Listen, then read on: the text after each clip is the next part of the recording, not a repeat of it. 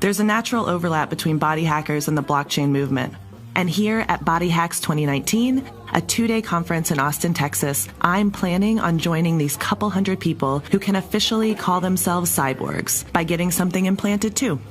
So I've just watched a bunch of videos about getting implants, namely the magnets under the fingers, and they use a scalpel, and there's a lot of blood, so that was a little bit much. For me though, it'll be much less gruesome. I'm just getting an NFC-enabled microchip implant. It's housed in glass, about the size of a grain of rice, and so it fits inside a hollow 14-gauge needle. The needle goes in, the implant gets pumped out, the needle comes back out. It hurts about as much as giving blood or getting a piercing, and it gets injected most often between the thumb and index finger. And it's secured by this blockchain. That's the implanter's joke. Some attendees had programmed their chips to open RFID safes and doors, unlock their phones, and send their contact information to other phones, and some had even hacked their way into creating an authorization for accessing their Bitcoin holdings. That last use case, that's what I'm looking for. So on the last day of the conference, I sat down and a minute later excitedly exclaimed, "I'm a cyborg."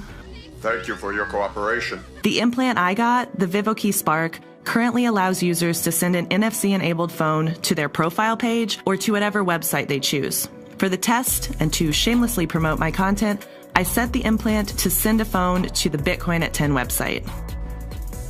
Oh, shit. It did in fact take me to Bitcoin at 10. Can I try? Yes. Now we'll try with another person's phone.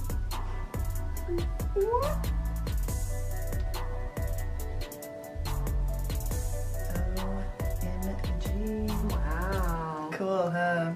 Next, I set it to take my phone to my Receive Bitcoin QR code, making it easy for people out and about to scan that code and tip me some crypto. $2? I guess, if that's all you're willing to give me, cheapskate. And in a week or so, VivoKey will be launching a new API that will allow users to program the chip to act as an authenticator key.